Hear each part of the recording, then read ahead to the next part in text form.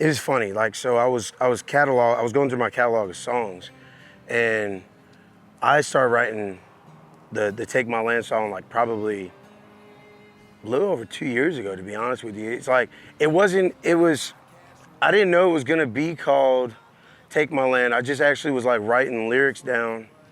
I wrote all the verses, right? Yeah. But I didn't have the chorus.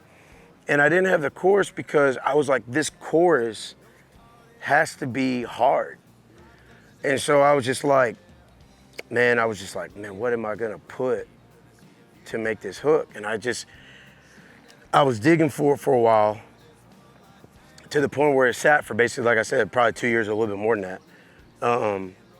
And as I was going through this new project, then I decided to circle back through some old songs when I was trying to, and I stumbled upon it one night, and I was just like, man, I got this track. I was like, this would work.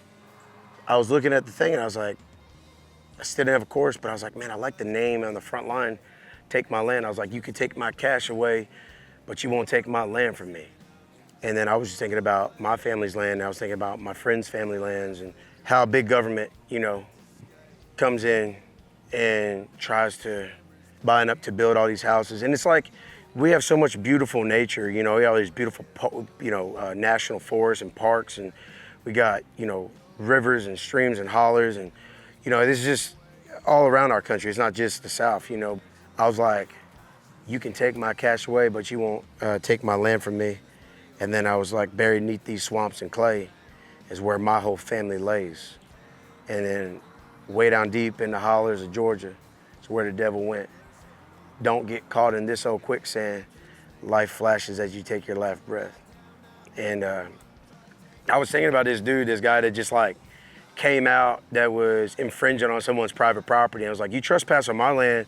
I remember some dude, these like Jehovah's Witnesses came knocking on my door, and I came to the thing with a gun. I was like, you ain't coming in my, because I didn't know who you were. I didn't know they were Jehovah's Witnesses until I saw the papers that were left when I came to the door with a gun and they saying they ran off. Then I was like, yeah. And then I see these things on the ground because they had dropped them, but I was looking at my camera on my doorbell, and they kept circling around my truck, and I was like, the hell? Like, ain't nobody coming down here a mile off the road and then walk up, like you park at the end of the drive, you walk up like 100 feet, and then you're gonna like walk around my truck. You don't just go to my door. Like, that's completely disrespectful and weird. That's how I feel. And this whole Take My Land is like, screw the government coming around trying to take all this stuff from you and this, that, and the third, like,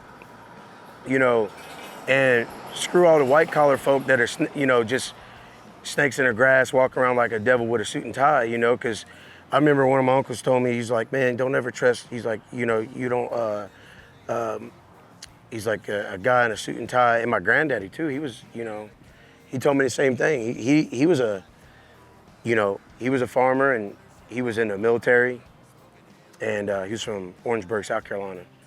And he was like one of the first group of frogmen, for the US Navy.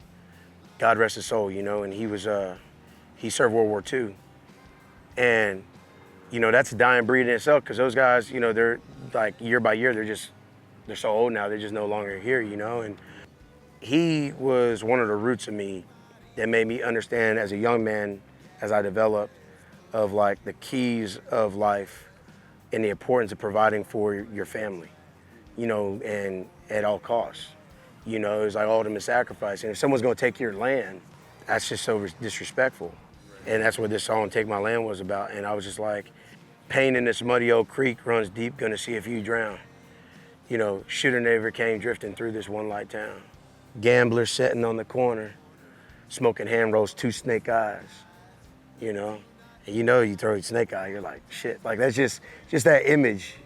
Yeah. And that was just, man, like, I just wanted to build this song in so many layers to make it deep and like personable, so people could like feel something in there that connected with them. Because I'm sure there's a lot of people out there in society that have felt or had to deal with situations like that, either being pushed out of their home, or someone infringing on their land or taking their land. And that's just something that makes you feel like everything you have that you work for just got stripped away.